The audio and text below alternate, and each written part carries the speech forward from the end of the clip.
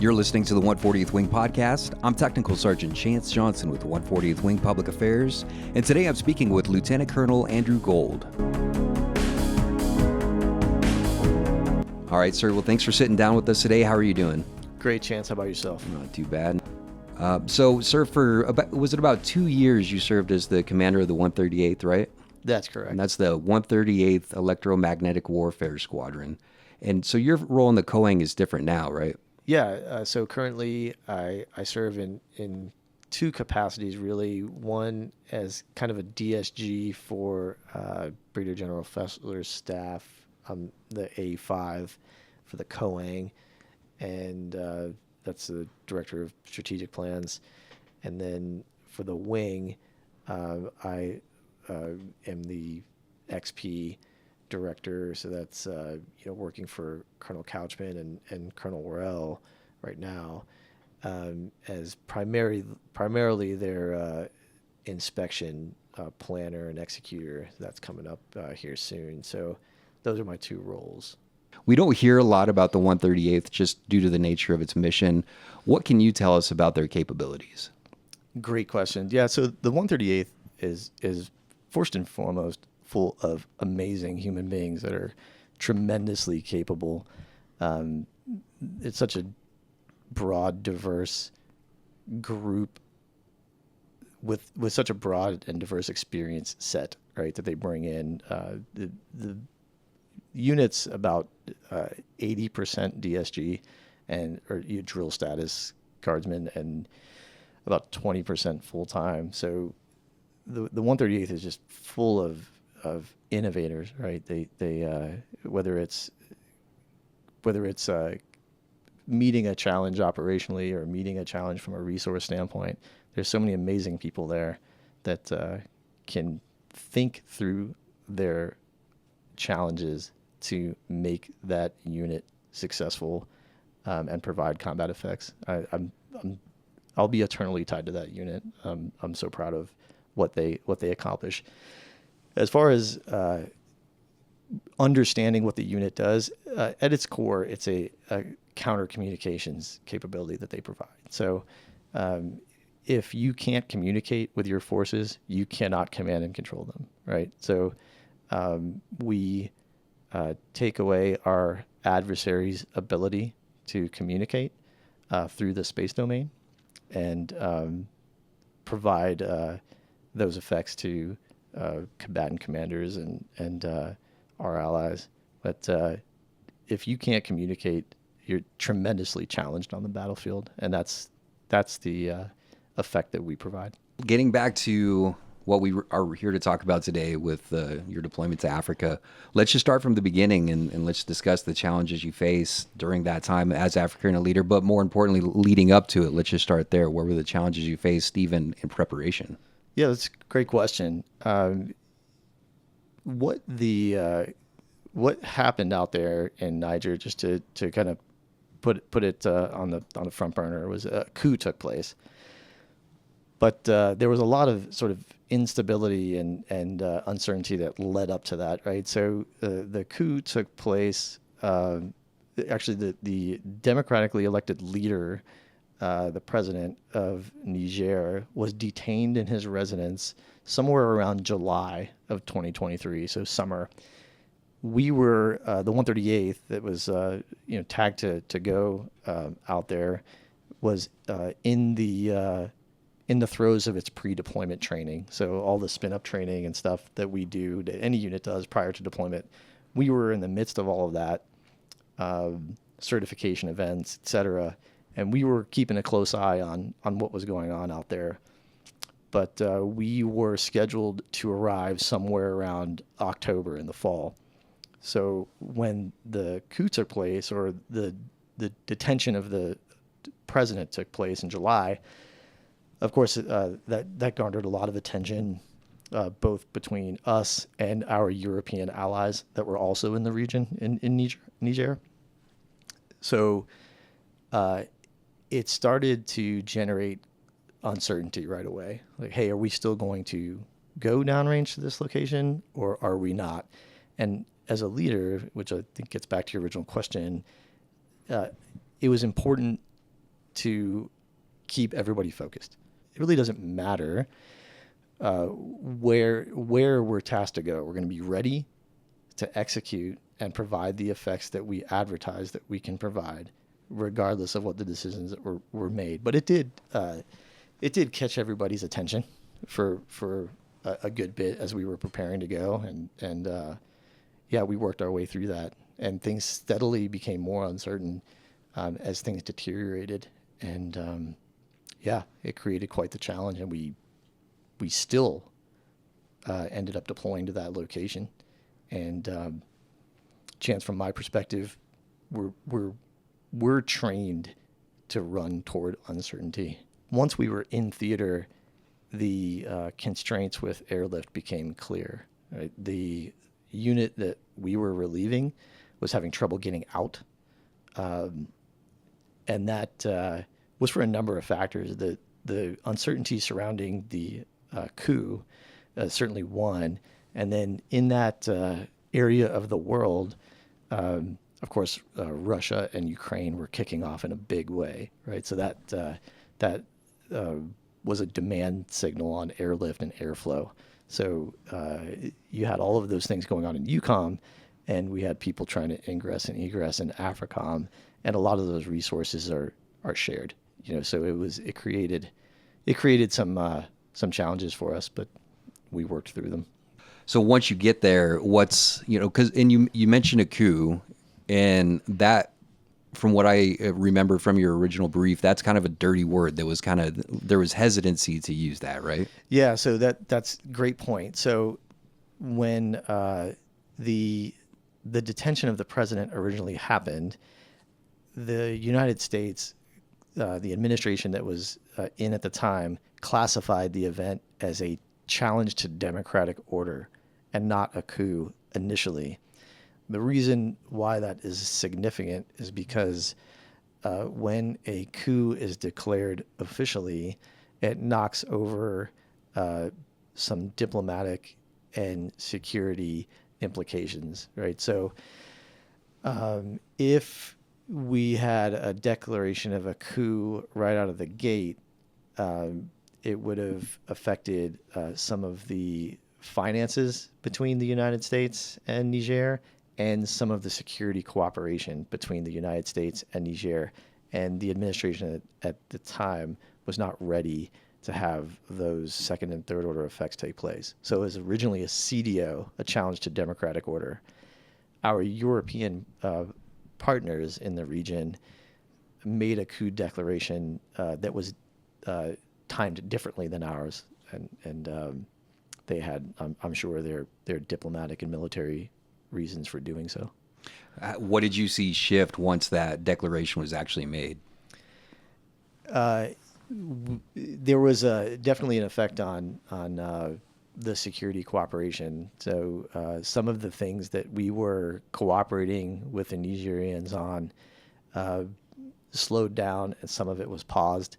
There was an effect on airflow into and out of the country, which has its own set of challenges with respect to supply and personnel and things like that. So it was, you saw a degradation in the ability to get personnel and resources moved in and out of the AOR.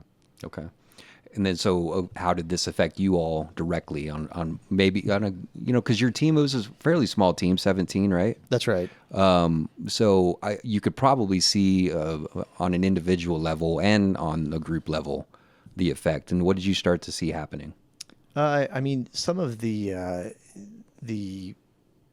again, without being able to get a reliable and consistent logistics support function going, you saw the basics start to erode, which is mail coming in and out, food delivery to for some things was being affected, and it wasn't just with airlift, right? Some of the overland trucking supply that was going in and out of the airbase was also being affected. So you see variations in food and supply in the chow hall, for example, And the big one from a personal and morale standpoint was the mail, the boxes from home, things like that. That really began to have an impact, on personnel. Keep in mind that when we arrived in country, it was October, right? So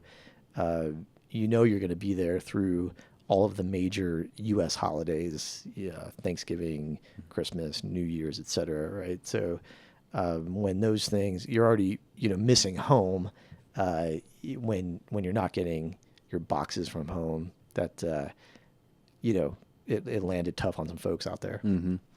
So being in a leadership position that you were in as a commander, I think that sometimes ideally, we'd like to think that these are the sequence of events that are going to happen on this timeline, and we're going to do this based on these certain variables.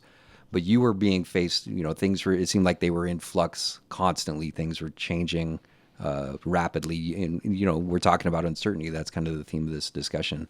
So how did you approach that? What was the way that you dealt with this? How did you deal with or work with your team that was maybe looking to you for answers? And how did you work through that?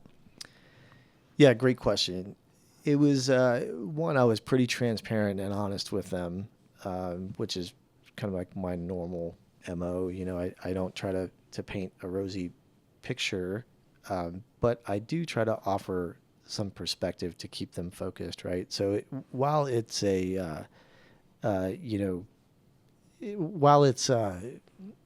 like disappointing when you're not getting the sort of nice to haves from home, I also try to keep things into perspective. Again, being sort of raised in a Marines mindset, it's like, hey, we're not currently getting shot at, right? So yeah, it's not optimal to not be receiving packages or getting resupply consistently, but we need to stay focused on what we provide operationally. Mm-hmm. We need to keep the blade sharp, right? And can't allow these challenges to become a distraction insofar that it would detract from our ability to remain focused on what we're out there to provide. And so as a leader, kind of did two things. One, acknowledge that people are being affected, right? People are upset and disappointed at times. But once we acknowledge that, having them focus on what's important, which is providing those combat effects and taking care of each other. That's really what my day-to-day was like out there as a leader. And so, one thing that I remember you mentioning in the brief that you gave us during April drill is that you started to pick up on a lot of cues and body language, even like peripherally. And what, I think that that's a very valuable tool to have, that sort of empathetic, intuitive nature were you just very in tune to the different body languages that people were presenting, or how did you go about that? Yeah, good question, Chance.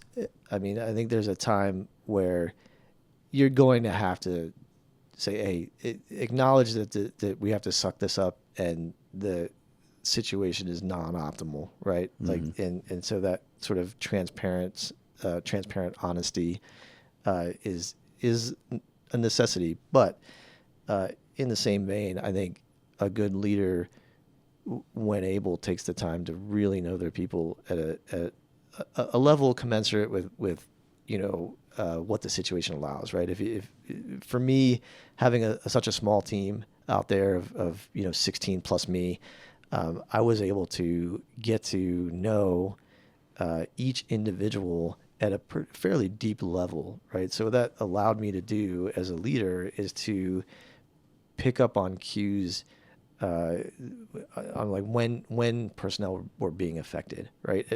If you get to know somebody over time and to a certain level, they'll have tells, right? Mm-hmm. You can tell by their body language or their tone or the way they're treating each other. I think I mentioned before, a lot of times people aren't going to run up to the commander and say XYZ things, but if you're paying close attention to the way they're treating each other and the words they're using with each other, you can pick up on, maybe when somebody's resilience is being chipped away at. So I utilize that as a tool to, at the basic sense is to get to know your people.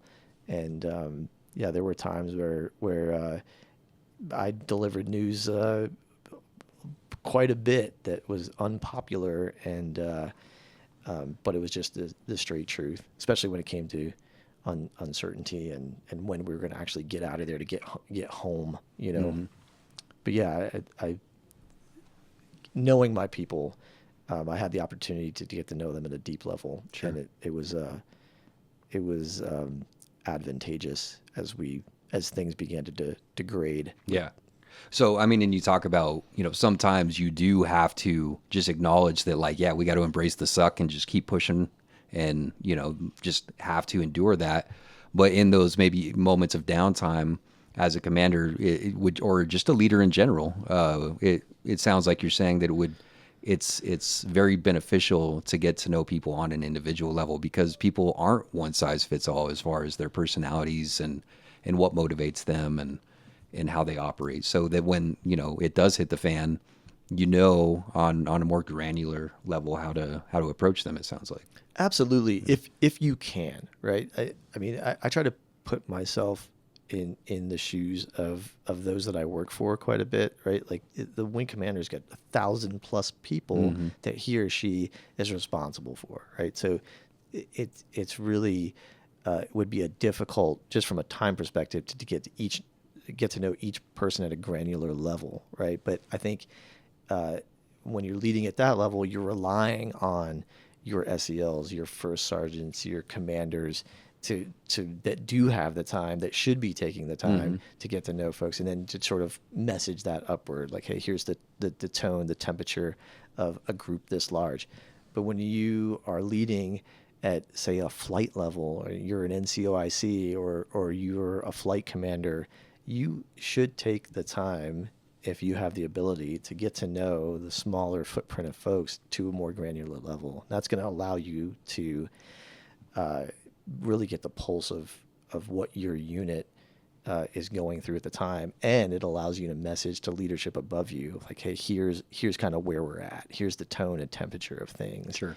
And out there, if I was unaware holistically of what the unit was going through, I wouldn't be able to sort of keep them focused on providing combat effects and getting after the mission, right? So I think it's part of being an effective leader, is getting to know those around you.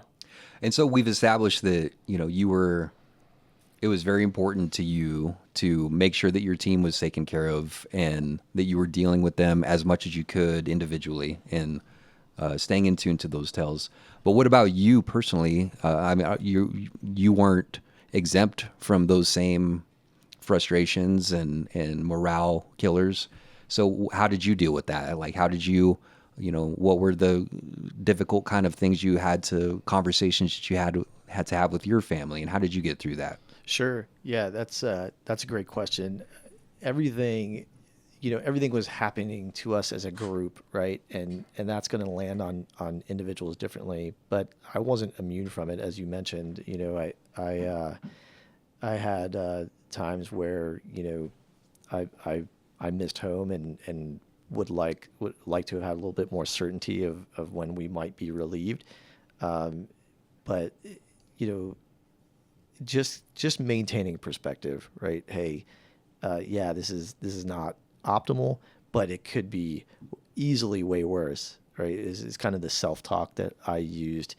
Outside of that,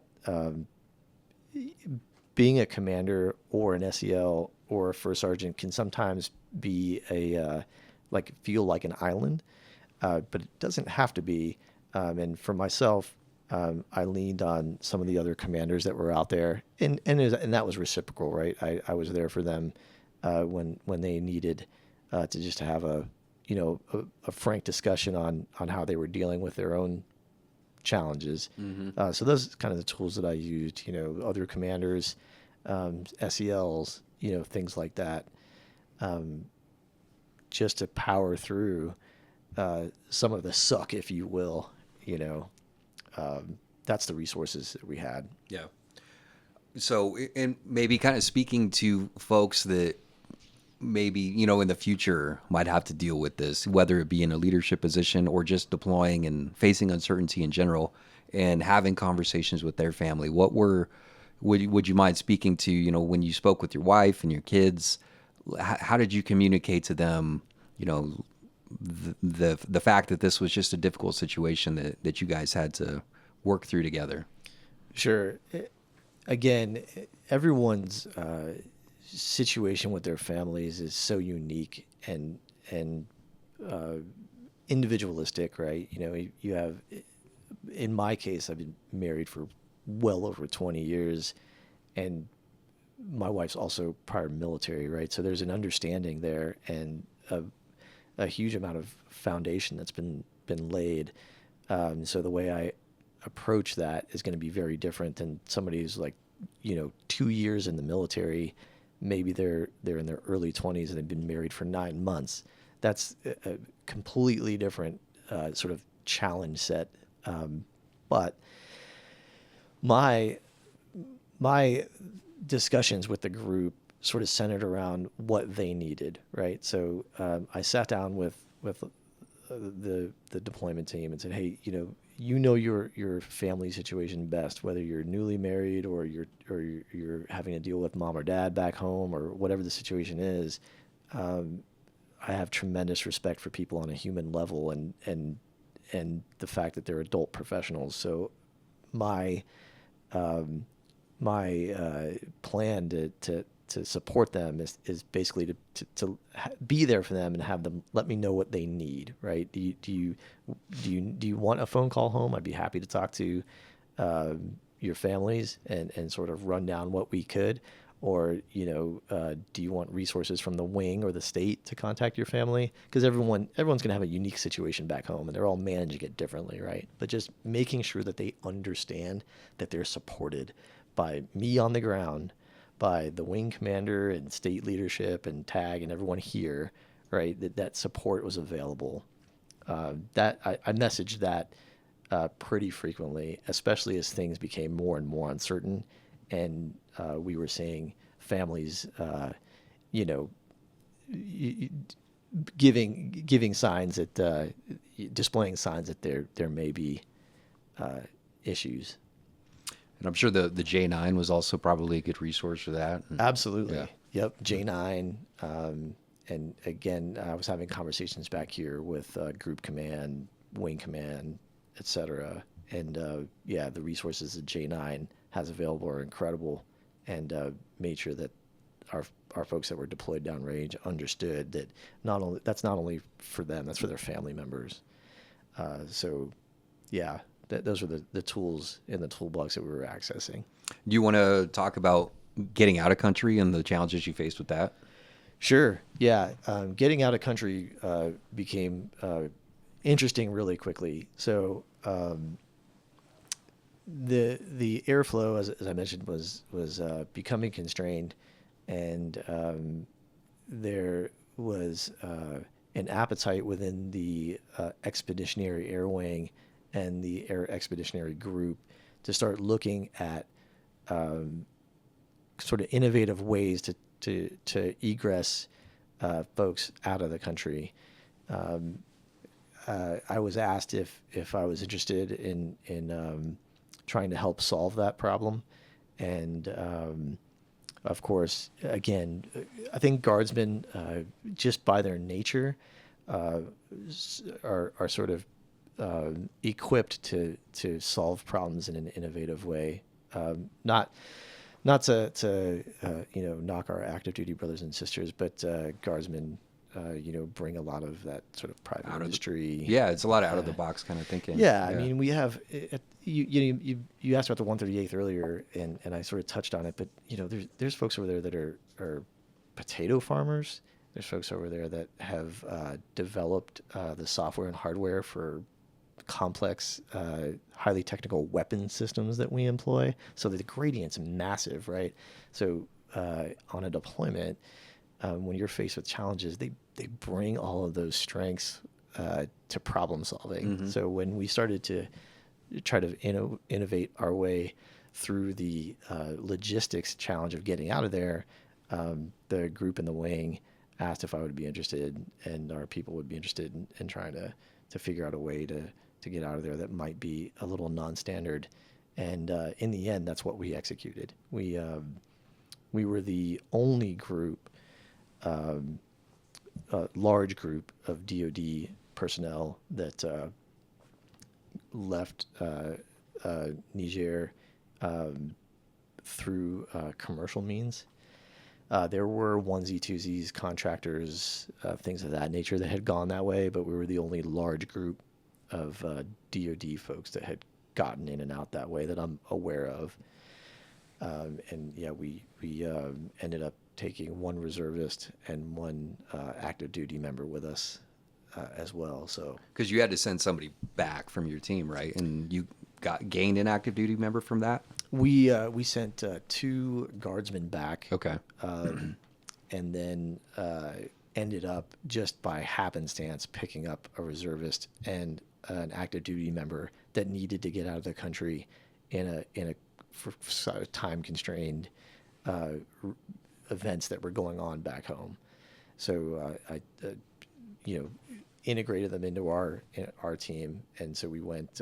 We were initially 17. We went down to 15, and then back up to 17 with the addition of the reservist and the active duty service member. Again, kind of with the uncertainty and that affecting morale, it added an additional month, right? It did. Okay. Yeah. But you guys didn't know that it was only going to be a month. We had no idea. Yeah, it could have been any length of time. That's right, and that's where the uncertainty comes in, right? So it was initially, scheduled to be a 6-month deployment, and we started to round the corner on month 5, and then month 5.5, and it became clear that we were not going to go home on time, and to your point, the significance of that is the unknown, right?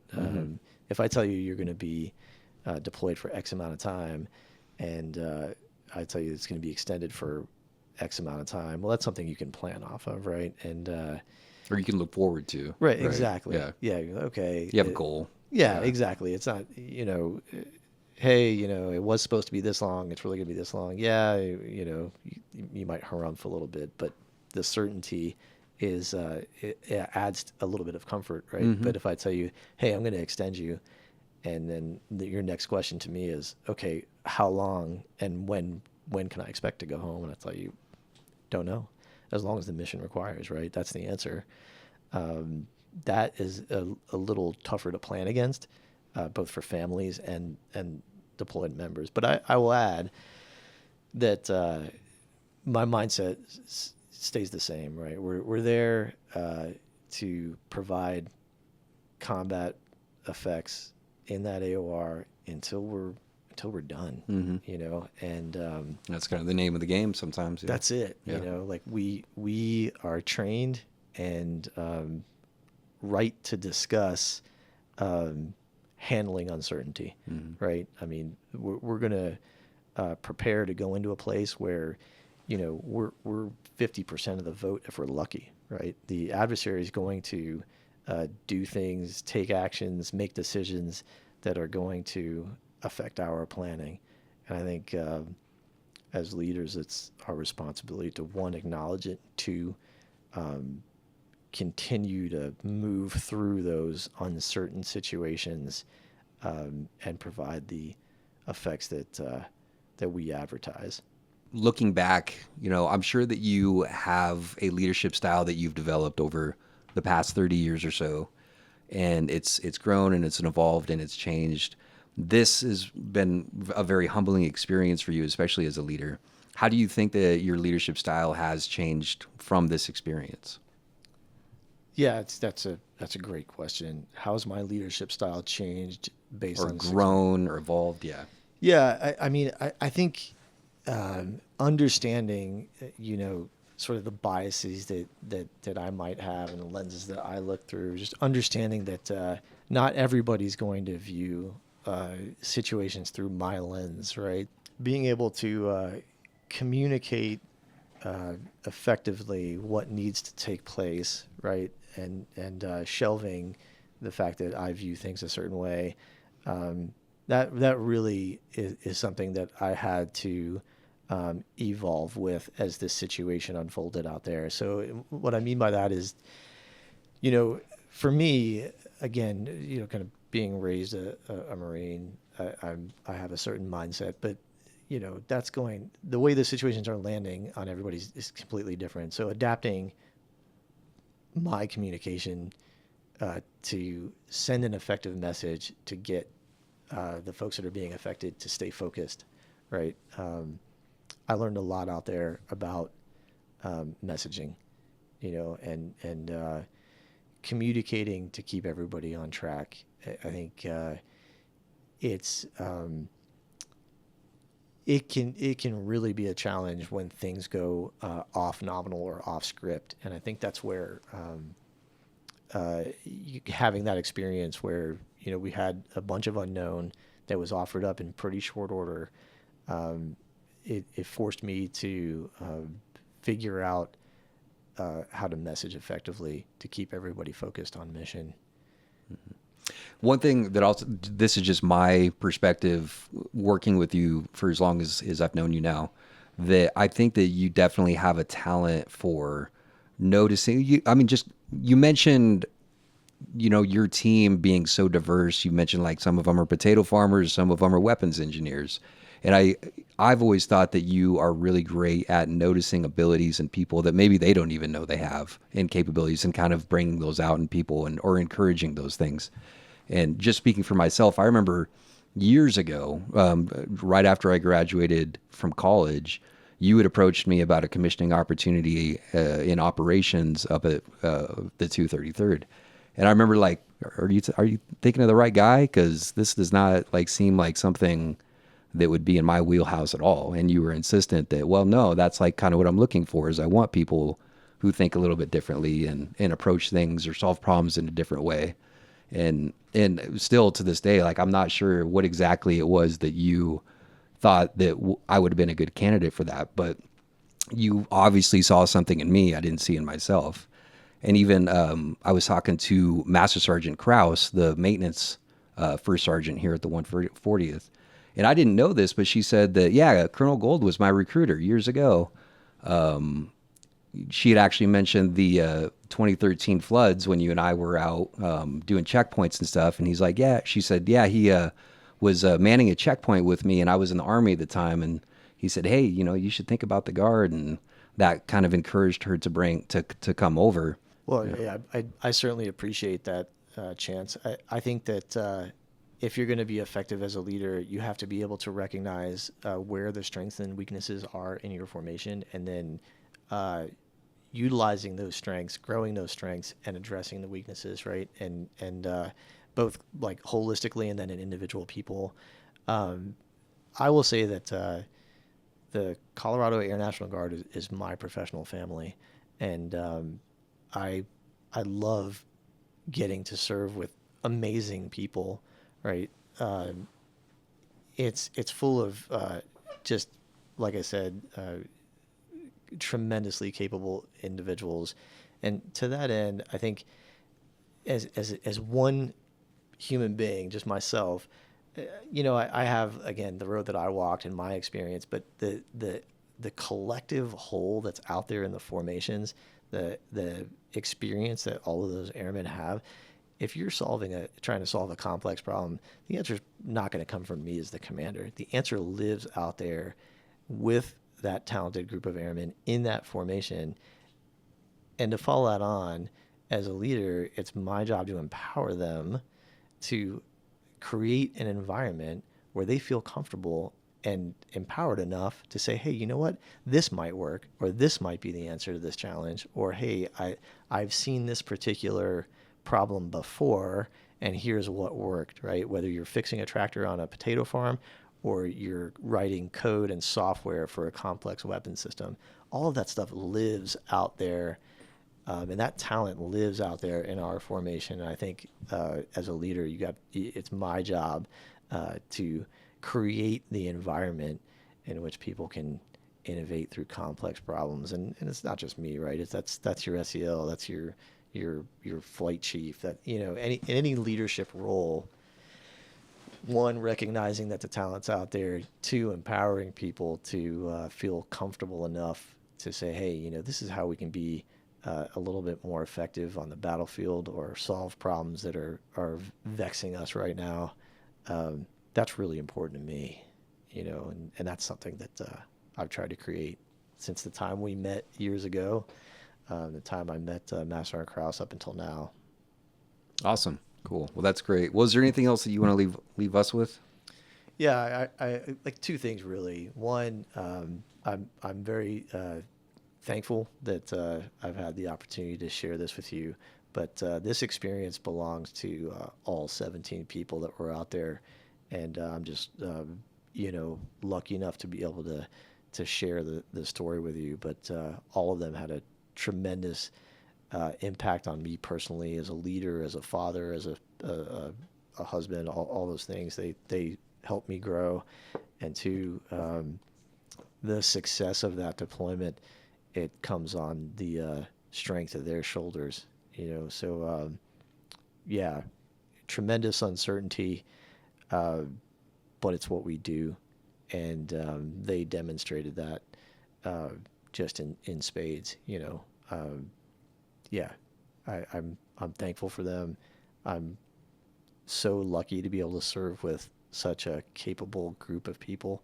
To finish up, Chance, I will say, you know, I love sitting down and talking with people and learning from them and sharing experiences. So I'm not a hard person to find in the wing. And if anyone wanted to grab a cup of coffee and talk about this or anything else, challenges that they've gone through, I'm always around and interested to hear those things as well.